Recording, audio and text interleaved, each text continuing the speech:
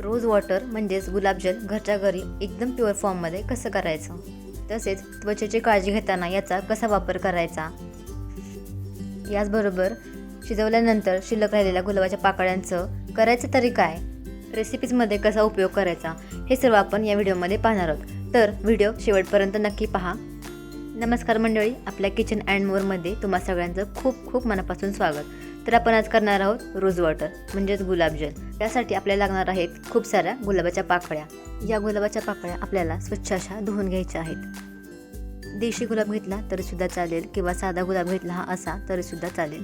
छान एकदम स्वच्छ धुवून घ्यायचं आहे, कारण या गुलाबाच्या पाकळ्या आपल्याला आपल्या स्किनवरती किंवा आपल्या रेसिपीजमध्ये आपण वापर करणार आहोत. म्हणून एकदम स्वच्छ आणि छान धुवून घ्यायचं, कारण याचा जास्त करून पाणीच आपण वापरणार आहोत म्हणून.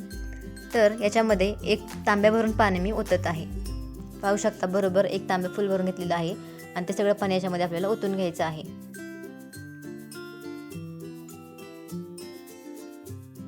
आता या पाकळ्यांच्या मधोमध एक छोटीशी डिश ठेवायची, जेणेकरून आपलं वाफेचं पाणी याच्यामध्ये पडत राहील.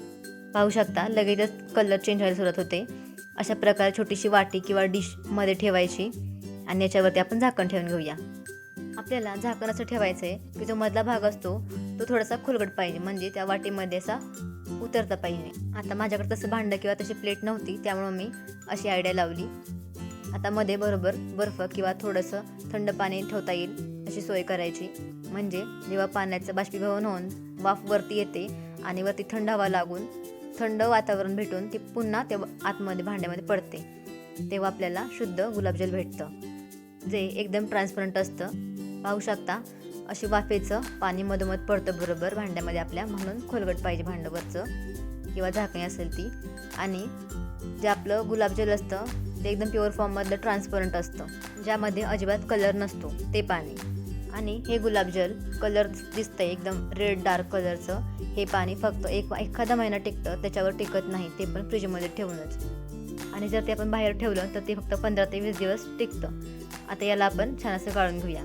तर या पाण्याचा वापर करायचा आहे आपण जेव्हा फेस पॅक करतो, बेसनचे किंवा मसूर डाळीचे वेगवेगळ्या प्रकारचे फेस पॅक करतो किंवा डिटॅन करण्यासाठी, त्यामध्ये आपण हे पाणी वापरू शकतो.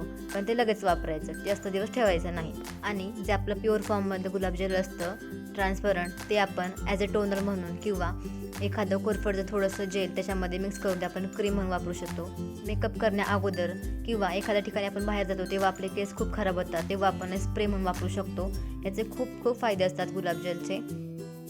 पाहू शकता किती सुंदर गुलाबजल तयार झालेलं आहे आपलं, हे पण आणि ते दुसरंवालं पण हे थोडंसं कमी होतं आणि ते जास्त होतं, कारण वाफेचं असतं ना, त्यामुळे थोडंसं जास्त प्रमाणात केलं तर हे पण जास्त होतं. आणि हे आपल्या पूर्ण बॉडीसाठी खूप फायदेशीर आहे. दुकानामधले किंवा मार्केटमधले आपण गुलाबजल जे वापरतो त्याच्यामध्ये थोडेफार केमिकल मिक्स केलेले असतातच, पण आपण जेव्हा घरी करतो आपल्या डोळ्यांना देखत, तेव्हा ते एकदम प्युअर आणि ऑर्गॅनिक असतात, जे आपण कितीही वापरलं तर याचे काही साईड इफेक्ट होत नाहीत. आता ज्या आपल्या गुलाबाच्या पाकळ्या राहिलेल्या असतात शिजवून राहिलेल्या या अशा प्रकारच्या, तर यांना काय करायचं, मस्त असं उन्हामध्ये सुकत ठेवायचं आणि याची थोडीशी जाडसर अशी पावडर करायची किंवा असं मोठं ठेवलं तर सुद्धा चालेल.